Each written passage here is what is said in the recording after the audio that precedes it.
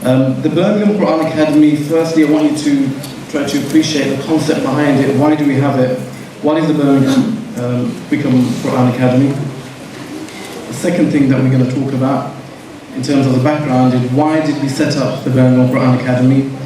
What are our objectives? What's our philosophy?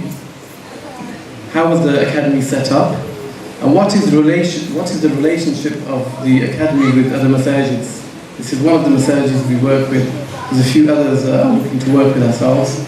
But there has to be a special relationship and certain things in place before you can work with the masjid from experience. How do we source our teachers? What does it take to be a teacher at the Birmingham Quran Academy? And the role and the place of standards and continuous development of staff. And how does the academy do that? And why do we do that? What effect does this have on our children? And why is it so important? Because the above points have a bearing on our final result, which is the end product, our children. Okay. So the first thing is, the Birmingham Quran Academy is a place where, without doubt, students come to learn to recite the Holy Quran. Now, when we talk about the recitation of the Holy Quran, what do we mean? We have to distinguish ourselves from other masajids or other places or other institutes where the recitation of the Holy Quran is a ritual or just a tradition for the sake of following our traditions. So for example, children going to a masjid, learning to read the Quran, but there's no application of any standards, any supervision or regulation of those standards. So the Quran Academy is a place where children should recite the Quran, but to what standard? And the standard is that the recitation must be clearly distinguished, letter by letter. And this is actually a saying of one of the Prophet's wives regarding our beloved Prophet's recitation, sallallahu alayhi wa sallam. He used to recite the Quran letter by letter, very, very clearly. So the emphasis on tajweed, on clarity, and pronouncing the letters accurately is the crux, is the foundation of learning for our children.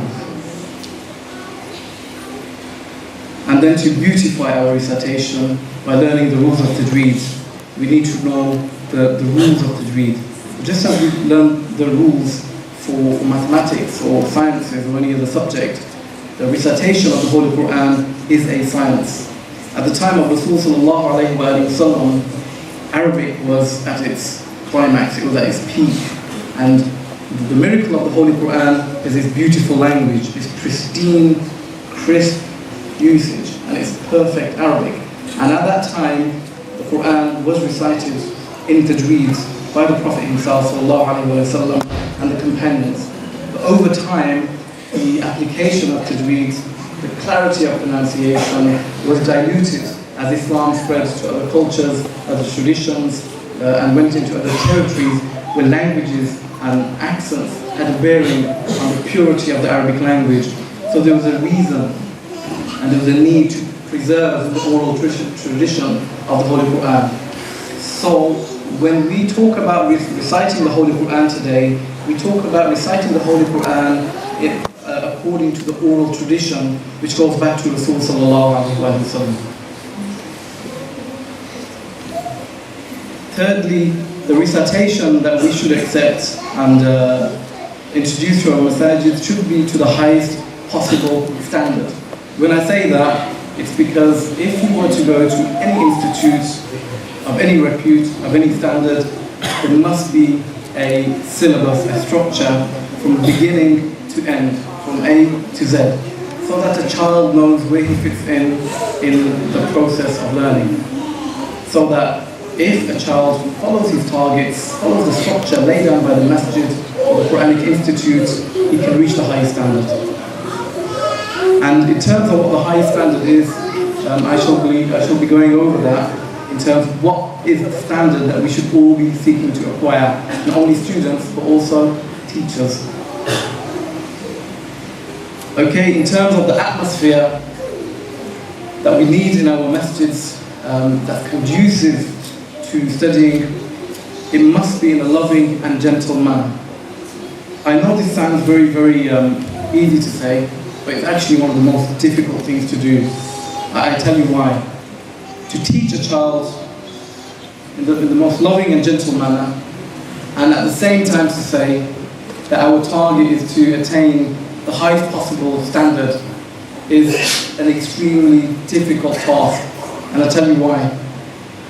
And this is from experience, because the learning of the Holy Quran and acquiring the highest standard is an extremely difficult task. And it requires years and years of passion and dedication. And behind that success is the role of the teacher, and the role of the parent, and the role of the institute, the master. But it involves a lot of pushing. And the best students are those who are pushed, who have targets, and who are encouraged at the same time. So this objective of acquiring the highest standards must be performed in a balancing manner, where a child is given love and encouragement and as much gentleness as possible, but at the same time he is pushed, or she is pushed, and is given a standard to work towards. This could mean pressure on a child. Now what this means is sometimes a child could be spending hours and hours reciting the Holy Quran, practicing and practicing. So this will detract or take away from the learning at school, for example. Okay? Now our argument is this, that if a child goes to a private school, or is sitting his 11 plus exams, or is going for the best marks in his GCSEs, or trying to get to the highest university, they have to give time. One of the reasons China, for example, is one of the leading nations is because of the strength of its education system and the way that it promotes education in its schooling system and the standards it has, and the way that they've taken on board education. And we should never accept anything less for our children when it comes to Islamic education, especially the recitation of the Holy Quran. So this will mean that there will be pressure on them. But I just want to say this to all the parents here, that if you have an academy, an institute, for example, as you have in Brimingham, and I'm going to talk about the talent and the opportunities that your children will have to acquire that standard, it's not going to come just because you sit in the company of a teacher, or you spend time with him, or you give token time to that teacher or to the masjid. It's going to happen because you as parents are pushing your child, you're making a sacrifice. And there will be times when your child might be upset, when he might feel there's a lot of pressure. But if you sacrifice his Quranic education for his schooling, then he'll do better at his schooling. If you sacrifice his schooling for his Quran, he will do better at his Quranic studies. It's natural. It's what you choose to do. And that balancing act is a very, very delicate balancing act. It's very easy to say, to teach a child in a gentle and loving manner. But in practice, because we care, because the teacher cares, because we want to see that child reach the highest standards, we've got to push that child, just as they're pushed in schools.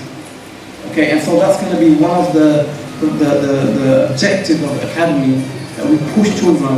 And if you allow us to push your children and we work together, the key is that we work together so that we can create this balance. If, for example, a teacher isn't aware that your child, for example, has a whole load of tuition going on at home, or he has sporting activities, or he has homeschooling clubs to attend, or leisure activities to attend, and if the teacher isn't aware, and the teacher's giving him loads and loads of work, or she's giving him loads and loads of work, then the child will be under pressure.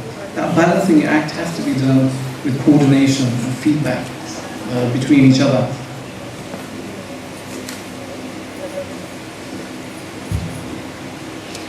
And then we need to create a relationship and bond with the Quran. When a child loves reciting the Holy Quran, you will find a time when the child will want to read Quran herself or himself. Now that will only happen if you nurture the child. You must nurture the child. Do not expect that if your child comes to the academy and he does his hours here and then he goes home, or she goes home, and the atmosphere at home is totally different to the atmosphere in the masjid, there's a contradiction, there's a difference in the atmosphere, that child will not learn. Because there's no continuity, there's no consistency. There's a conflict between what's happening in the masjid and what's happening at home. So if the child's going home and there's MTV or Bollywood or Hollywood or Lollywood or whatever there is out there, or things that are going against his learning in the masjid, he won't pick up the values that are associated with the Holy Quran. And just to give you some examples, we at Birmingham, we do 4 hours a day, or 3.5 hours a day for children, as a minimum. And the children recite Quran all the time, and we push our teachers to push the children. So we'll have 6-year-olds, 7-year-olds, 8-year-olds spending 3.5, 4 hours after a long day at school, absolutely tired. And then they do 3.5, 4 hours of concentration. And it's extremely difficult for these children, especially in the beginning. Why? Because at school, the way that they learn is completely different. You could have the Montessori method or the nursery method, where a child, for example, is learned to play, to be creative. It's very relaxed. But when you come to a masjid, it's very traditional. It is about concentrating. And we have to develop the concentration levels of a child, which I'm going to talk about. I will talk about the benefits of the system that we've put in place. But we need to create a loving relationship. That loving relationship will be created firstly by having a nice teacher.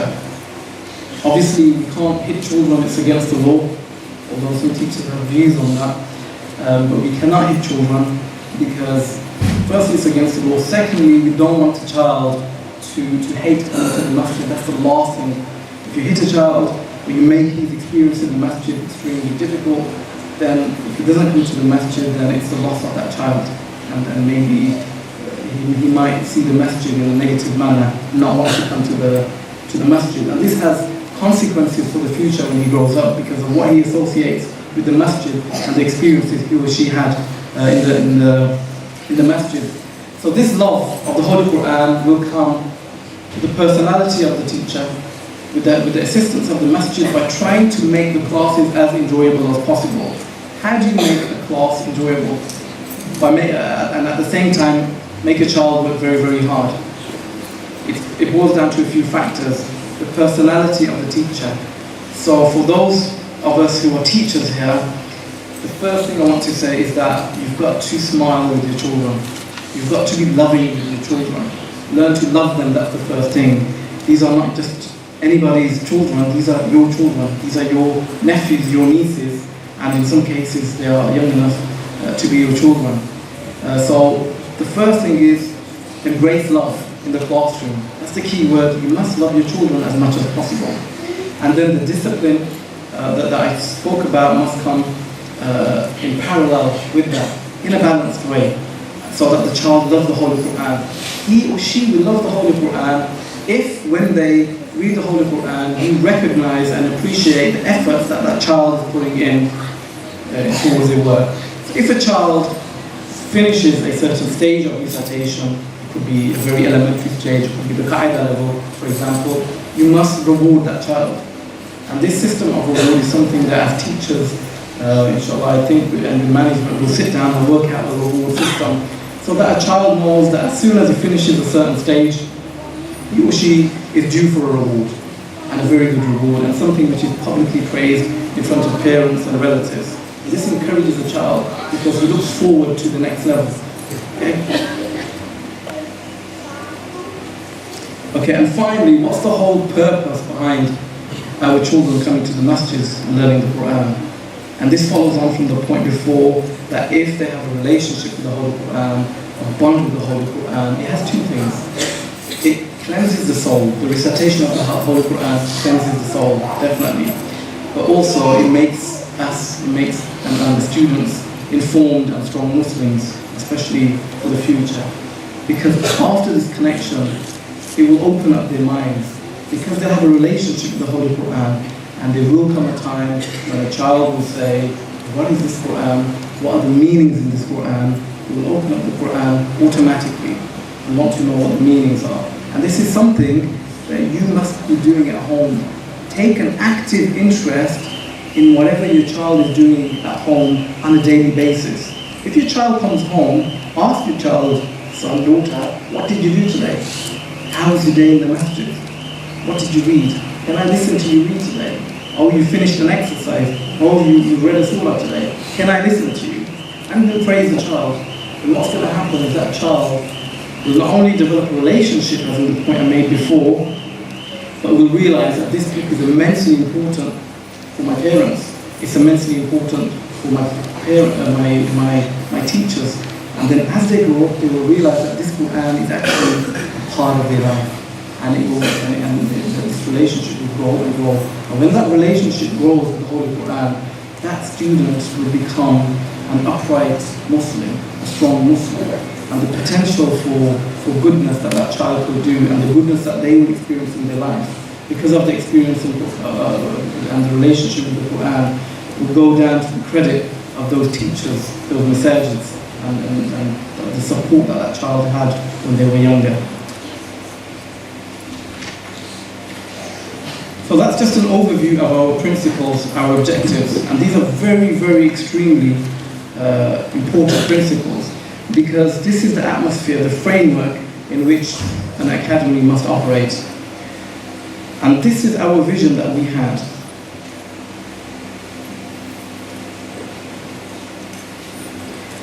So I've answered a lot of the questions for the next point, is why was the academy set up? Now, the reason why the academy was set up about a year and a half ago, in 2010, in the Sultan Bahu Masjid in Birmingham, was for the following reasons. At that time, 2.5 years ago, Hazrat Sultan Bahu Masjid in Birmingham was like any other masjid, in the sense that it had already Quran classes, just like we have Quran classes here. They had tahfiz classes, like in many masajids. They had Islamic studies and Dars-e-Nizami program.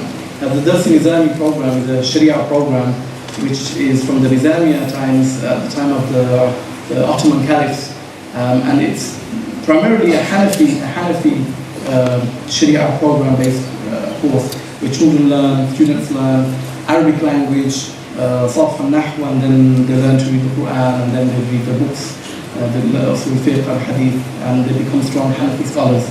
So that's what we had in place a year and a half ago, and it's still there. Okay, and what else the other thing that they managed to achieve, mashallah, and credit is due, where it's due, is that they had, at that time, a year and a half ago, they had over 100 students who had graduated from the masjid, who had memorized the Holy Quran. And these 100 students recite Quran all over the country. Some of them have left the masjid, married, teaching, become professionals, and but what they have with them, they have the Quran memorized in their hearts. And this was because they had a strong tahfiz program in place. Okay, some of the children, they developed into imams, they became imams.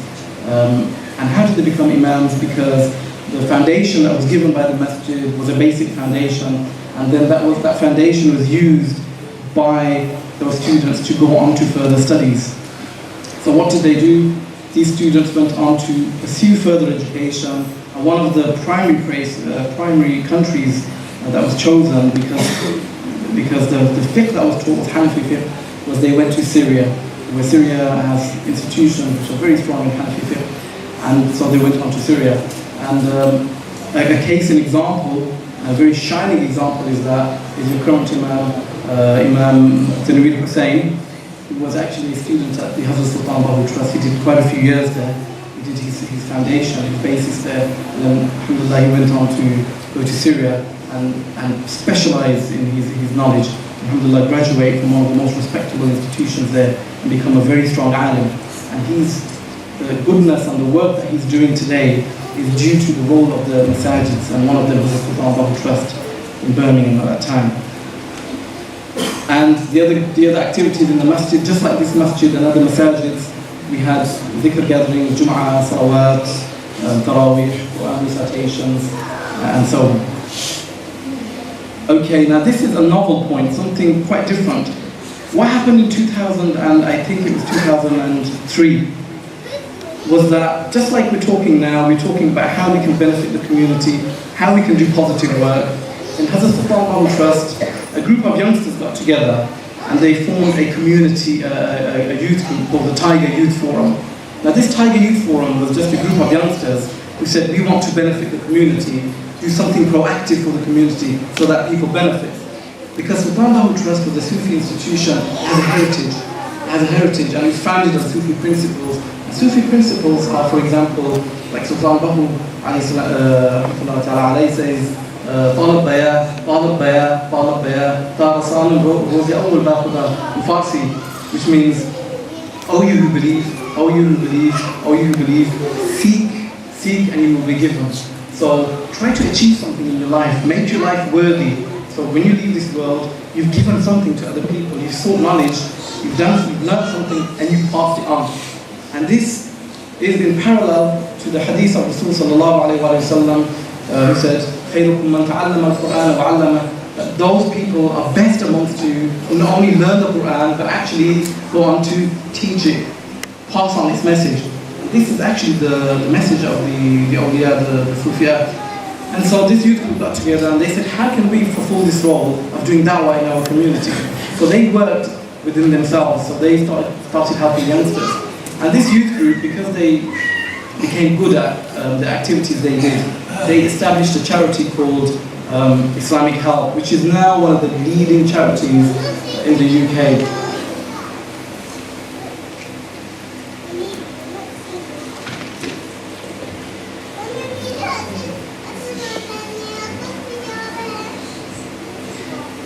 And that's the logo for Islamic Help. Whenever you have time, go on the website and have a look at some of the activities they've done. Just to give an example, they've been doing acid burn projects for women in Bangladesh, Pakistan, India, and even in England. I don't know if some of you heard of Katie Piper, a renowned model. And all these people that I'm referring to, they were the subject of acid attacks.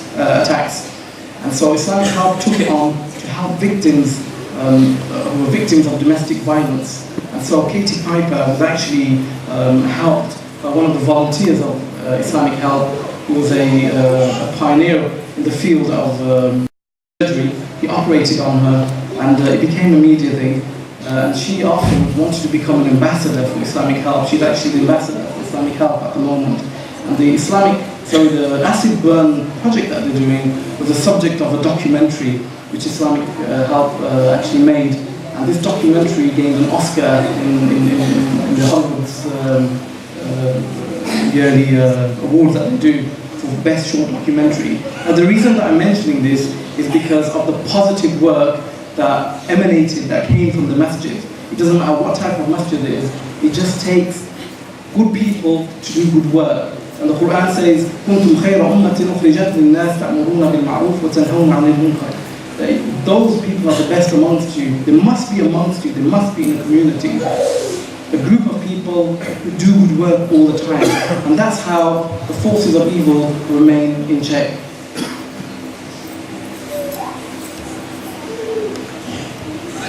And then in 2010, because of the positive experiences that we had with Islamic Help, we thought to ourselves, why is it that we have a charity, mashallah, that's very, very successful, that's doing really, really well? Why is it that they're very successful? What was the reasons for our success? So we reviewed that, and in light of that, we wanted to think about how we can benefit our own community. Because Islamic Help's activities are based abroad, it's an international charity, so we thought charity also begins at home. Our children as well must have the same positive experience as these volunteers have done in other places. So we looked at ourselves, and this is what we reviewed, and this is what we found with our current system at the time. And I think this is something that I think Hayrika Masjid also will concur with. And the first thing is we were lacking standards. A lot of the teachers were substandard, they weren't trained to standard, there's no regulation of their teaching. The other problem we had was living in England, a lot of the communication that was being done was in Urdu, whereas our children, even if they're from Pakistani backgrounds, even Pakistani children speak English, and some of them don't even speak Urdu or Punjabi. So what did that mean? That children were at disadvantage straight away going to masjid. They have a teacher from an alien culture, from an alien language. So that was one of the big reasons. And the other thing about Urdu or Bengali or Somali or Yemeni or whatever language you choose is that if you have just one language which isn't the common language of all people, then you're excluding the opportunities for those people who don't speak that language. If you speak Urdu, or about people who are non-Islamic or non-Urdu. So in fact, it went against the Islamic ethos of teaching. So that's why one of the priorities of teaching is that we teach in English. The second thing is the mindsets of a lot of the people in the masajid, those that are teaching, was too culturally focused. No one has a problem with culture. Culture is a great thing, but culture shouldn't be so much come into or delved into at the expense of positive progress. And we have to work out what's our identity. And from our point of view, our identity is we are British and we are British Muslims, regardless of your background. And the other problem we had was the recruitment of staff. We know, living in a system of education, everything is a meritocracy. It's based on achievement. One should be recognized for their talents and the qualifications that they have. And a lot of the teachers in the masajid were simply there because they were a relative of the imam, a relative of someone in the committee, or because they were taking the most less pay, for example. And these were standards which are compromising, again, the education of our children. The other main issue in terms of our children was that a lot of this is our masjid in Birmingham, was that when we looked into ourselves, the truth was that we weren't making the welfare of the child the primary focus. Were we doing everything possible for our children? And it was apparent that we weren't. The other problem is sectarian divides. In Birmingham, for example, we have a lot of issues with Muslims from this masjid, and Muslims from this masjid, and Muslims from this masjid, saying that we don't agree with this, don't pray in this masjid, or don't pray in that. But there's an etiquette of disagreement. There's an etiquette of disagreement. There's a way to disagree. As Muslims, we should be all united, and whatever differences we have, there should be differences which shouldn't put us back as a society, but there should be issues that we can resolve. If there's issues that we can't resolve, let's look away from them. We know what our identities, we know what our beliefs are, we know what our traditions are. Let's go forward with our traditions and be positive about it. But what we didn't want is that sectarian issue, for example, divide us. And one of the reasons that we say this is because Muslims are all one family, and it doesn't matter what background you come from. And in Birmingham, I'm not too sure about Hyricum, but in Birmingham, we have a melting pot. We have people from different backgrounds, different cultures, and it's important that we bring these people in to the masjid. And now, alhamdulillah, in our masjid, we have people from different backgrounds coming in. We have Somali families, Yemeni families, and even a few Arab families, English-speaking families, families from working class backgrounds, middle class backgrounds, professional backgrounds. And Islamic help proved that the above points that I mentioned are extremely crucial, because this was the philosophy of Islamic help. When you help somebody, you give them charity, you don't look at their skin color or their background or what they believe in. As Muslims, we should be doing khidmah, a service, da'wah for the whole community. In time, in future, the role of the masjid should be to look at what we're doing for Muslim families and Muslims who are not associated with the masjid, helping Muslims in general, and also helping non-Muslims alike. And this was the experience that we gained from Islamic help, and which we have now adopted in our masjid. And the Birmingham Qu'ran Academy is a result of that. Okay, going on to the next point, why was the academy set up? I mentioned a lot of that. The other thing I haven't mentioned, and is it's an extremely important point, is that we're trying to, after the 7/7 bombings and the September 11th tragedy, there was a big review in the government and in our communities. The question was that what are we doing as masjids? What are the imams doing? What are the masjids doing to counter radicalization? And no matter what view you go with as to what your take is, what your interpretation of Islam is, there's one thing that everybody agrees on, that the Quran is the word of Allah and it's the way forward. So we thought that the best way to bring our children to a tolerant and acceptable and the only understanding of Islam is for us to teach them the Holy Quran in its pure and pristine manner. If a child were to read the Holy Quran, develop the relationship that I talked to you about, and become firm Muslims and have the Quran as their guide, then they will not become radical, they will not become extreme. The problem with extremism, radicalism, is that the messages that we have scattered around the country have, for example, certain beliefs or certain thoughts which are radical, and they go against the Quran. They actually go against the Quran. They're doing everything but read the Holy Quran. But if our children don't do anything but read the Holy Quran, then we, inshallah, won't go astray. And the other reason why we set up, I mentioned, is to raise the standards, so I'm not going to go into that again. And also, the last point is the standard. What is the standard? The last point is to offer all levels of Quranic learning, and the ultimate standard for a child to achieve in our syllabus of Quranic recitation is the ijazah. What is the ijazah system? The ijazah system is when a child memorizes the Holy Quran or is able to recite the Quran from a sheikh who has taken his Quran from a sheikh who has taken his Quran from a sheikh, which goes back to Rasul sallallahu alayhi wa sallam. So that when you're given a certificate of ijazah of the Holy Quran, you are part of that connection with Rasul sallallahu alayhi wa sallam. And it is the only standard and the highest standard that our children can attain. And to reach ijazah in the Holy Quran is the ultimate honor, and it means that you now have that license, that qualification to pass on the Holy Quran. And the shuyukh that you have with you in your masjid and the ones that are coming will all have ijazahs in the Holy Quran.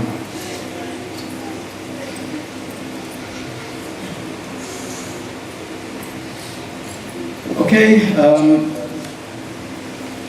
with the ijazah system, one of the philosophies of the academy is to revive the system of ijazah, not only in Birmingham or High Wycombe, but in the whole of England, so that every masjid knows that if you're going to have a sheikh, make sure your sheikh has ijazah in the Holy Quran. If he doesn't have, or she doesn't have ijazah in the Holy Quran, you have teachers who don't have the standards. And this puts pressure on those teachers who don't have the ijazah to either attain the ijazah or to at least raise their standards. And also, we need to train and develop teachers all over the country. And we started with High Wycombe, mashallah, in the past 2 months, 2.5 months. A lot of work has been done, and due credit to the Masjid Committee here for the investment, for the time, and the focus that they've given, and the priority that they've given for training. I'm very, very pleased to say that to date we have 13 teachers here who are now ready to teach, 13 very, very good teachers. And our local teachers that are ready have been trained to a very, very good standard, acceptable standards that will give us that strength now to start off. And that's one of the things that the academy started. And one of the ultimate, and the other thing is the development of resources. If you wanted material for your child for a GCSE course or even for a textbook to have some revision guides and supplements for it, you could go into a bookshop and buy it. But when it comes to Quran, there's a massive need for resources for our children, whether it's in the media, audio, CDs, laptops, or whatever forms of learning, technical learning. We just don't have those resources because we need to develop them. So the Academy wants to set up like a research center so that we can make learning aids, resources available for our teachers, so to make that process enjoyable. And the last thing is, this is a very far-fetched idea by some people's standards and thoughts, but it's something that's very doable. That we want to set up a 24-hour Quran recitation center for da'wah purposes, a place where you can go and hear the beautiful words of the Holy Quran being recited 24 hours a day. If you knew there was a place where you had shuyukh like Qu'ran or Sheikh Mahmoud reciting, and if you were to go there at any time of the day, then that place will serve as a rehabilitation center, as a place for comfort and tranquility, and part of the whole atmosphere of a masjid and the da'wah place. So we've talked about the relationship with the masajids and what's our relationship with this masjid? Okay, our role as the Birmingham Quran Academy, High Wycombe, is that firstly, our role as the academy management is to make sure that we represent our students. We make sure that our students get the best education, so we advise and we promote the interests of our children. Okay, so we are independent from the masjid. Okay, so if, for example, we feel the masjid is falling short on something, then we will look to push the masjid and say, look, we need to rectify this. Okay, what else do we do with the academy? We recruit the teachers. Okay, so we'll recruit the teachers and make sure that they have the standards required. And the recruitment of teachers is a very, very difficult area. Why? Because it's a balancing act. You won't get teachers who speak fluent English, who are culturally in tune with our children, and at the same time they have ijazahs in the Holy Quran. You have to have a balance somewhere. Okay, so that's the last point I mentioned. And that's the hadith of Rasul sallallahu alayhi wa sallam. And I want to make this point, the reason I have this here is because this hadith which says that the best of those teachers or the best of you are those who not only know the Holy Quran, but they teach it. If there's a teacher, if the academy ever feels, and this is I hold this very passionately, if there's a teacher, he could be the biggest party in the world, and have the biggest name in the world, the biggest vocals in the world, but if he or she is not able to transfer their knowledge on to other people, then he or she's knowledge is for themselves and not for other people, and no benefit to anybody else.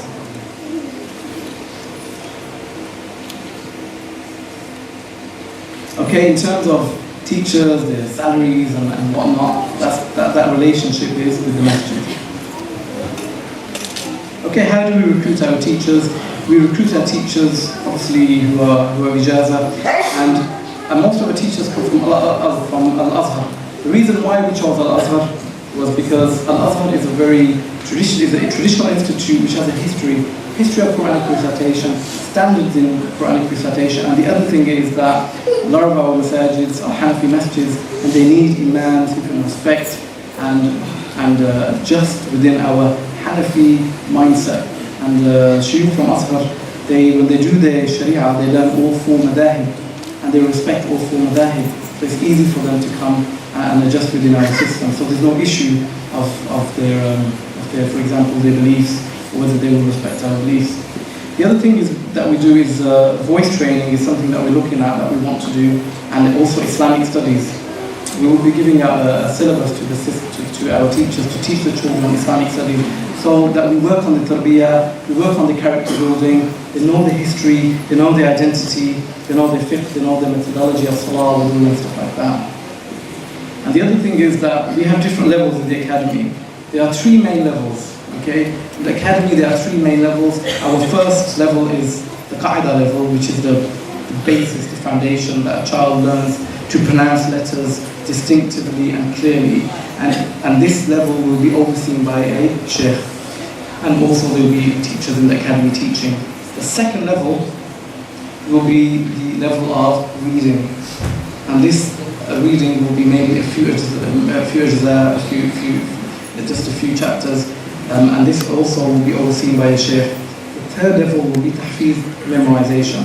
But for someone to go into the third level, they have to finish the qaida stage and be assessed by the sheikh, finish the qira'ah stage so that they recite properly, then go into the tahfiz section. All three sections will be checked and regulated by the sheikh and also by other teachers in the academy. Okay, now why do we need... These are all the points I made. I'm trying to whiz through. Why do we need Quran at an early age? When should Quranic learning start? From our experience, a child should start by the age of about 6 or 7. 7 is an ideal age, but 6 is possible. The reason why is because it molds. The first point is it molds the personality. It forms the personality of the child. Okay, and this contributes to a better society. And as I mentioned before, it builds a foundation for the child. Okay, and also if the child wants to become, it helps the child start a journey, a relationship with the Quran, which they will continue for the rest of their life. And another very important point is because if you want your child, for example, to be a hafiz of the Quran or a qari of the Holy Quran, I tell you one thing, that 90 to 95% of students who reach that level are those children that start Quran at a very, very early age. So if that's your target, start your children young, don't leave it too late. The other reason is because when a child reaches the age of 12, 13, 14, GCSEs take over. And hifz is very, very difficult at the age of about 13. You're pushing it at 13. It'll be very difficult to do tahfiz. If you want them to do tahfiz, the earlier the better, after they've passed the level of reading. Okay, now the last point, it's a bit fuzzed out. I'm going to read it out to you. The Quran can give us a student, a child, a stronger academic mind if taught properly, e.g. the concentration levels are boosted. Now what do we mean by this? If a child is used to coming to the masjid, what happens is the concentration level of the child increases substantially and they're able to focus and concentrate for longer periods. This is required for a child in the teenage years when they do their memorization. Myself, for example, I memorized the whole Quran, but when I did my GCSEs, I failed all my GCSEs. I'm not very proud to say. I failed most of my GCSEs. I only got 2 GCSEs. The reason being was because my priority was the Quran at the time, my parents' priority was the whole Quran at the time. So when I memorized the Quran, I had to do my retakes. But I did my retakes, but I tell you what, I was able to memorize so much that I could take in so much information. But because the atmosphere was lovely, I also learned some analytical skills as well because of the people that I was with. And then I did my A-levels, and I did 5 A-levels in 1 year. In 1 year I did 5 A-levels because I was able to absorb as much information as possible. I did my law degree and whatnot, but it was Quran that gave me that foundation, that basis, and that confidence. And the last thing is that a child learns adab in the masjid. If a child learns his Quran through a teacher, he will learn adab. He or she will learn excellent character, and that will form their personality. Okay, moving on to the final few sessions of my presentation. What are our targets for Birmingham, for the High Wycombe Quran Academy? Hopefully by now, hopefully you'll have agreed with the points that I've made in terms of what our visions are, our objectives and our philosophy. Now, inshallah, I hope you'll agree with our targets. Our immediate target is we want 3 frontline teachers from Al-Azhar who are graduated from Al-Azhar who have that standard, and they should be qaris of the highest caliber. When I say qaris of the highest caliber, I don't mean a qari who has the most beautiful recitation and a beautiful voice. Okay? I mean a qari who can teach. Okay? That's the definition of a Quran Academy teacher. And these 3 teachers will be those teachers who teach at the different levels. So you have one qari at the qaida level overseeing that, one qari at the qira'ah level, the reading level, by looking will oversee that, and one on the hifz level. And in terms of that, sorry, going back to the last point, we have some teachers who inshallah will be on the way. The applications are being processed as we speak. I think it's going to take maybe just under a month for them to arrive. One of the teachers who will be arriving will afterwards, after he's settled down here, bring his wife over. So his wife is actually very fluent in English and very, very strong in Quran. So you'll actually have 3 teachers plus his wife, 4 teachers. And our class ratio, in terms of our targets, is to have 10 students to 1 teacher. And we want an academy of excellence. We don't want to compromise on our standards. I just want to now talk about the practical issues. What are we looking to do in terms of teaching on the ground? Today, Brother Shafat was kind enough to order 100 qa'idah Baghdadiyya, which we have. So we'll be giving them out, inshallah, when we start tomorrow. So the first thing is a child has to work through the qa'idah very competently and be very strong in that, and our able teachers will oversee that. And those children that can already read, so there might be some students who can already read the Quran. They know how to read, they know how to put letters together, they can read, but the main issue is pronunciation. For those children, it's very important that we mention them because we're not going to go over the whole qaida with them. We're just going to work on the pronunciation. So those children that won't do the qaida Baghdadiya, it's because they don't need a comprehensive qaida. We'll be giving them a summary, an abridged version of the qaida that's just makharij, just pronunciation oriented, which is a small qaida which we've devised at the academy. It's only about 14 sheets, but the focus is pronunciation. And then once a child goes on to qira'ah, onto the reading level, what's the target? The target is very simple. We just need them to read 3 juz. 3 juz. And those 3 juz will be read very finely. And the teacher, like a tooth comb, will go over the mistakes and rectify each mistake and make sure that the child reads very, very good. If it's done properly, after a child has done 3 juz of reading, he or she, when they open the Quran, they should be confident enough to open any part of the Holy Quran. As an example, Sheikh Mahmoud, mashallah, is one of our lead teachers. You can speak to him and he'll tell you there's children in our academy, age 6, 7, they finish the 3 juz, they can open any part and recite, mashallah, meticulously, brilliant. And they started tahfiz now. And the Sheikh who's got them for tahfiz, their job's half done for them, because when they give a passage for a child to recite, he doesn't have to read the passage 100 times to the child. Saves time because the child can actually read the Holy Quran. He just needs to memorize, and it gives the child confidence as well. And then the final stage, actually, which is between the qira'ah stage and the tajweed, is a tajweed course for the children.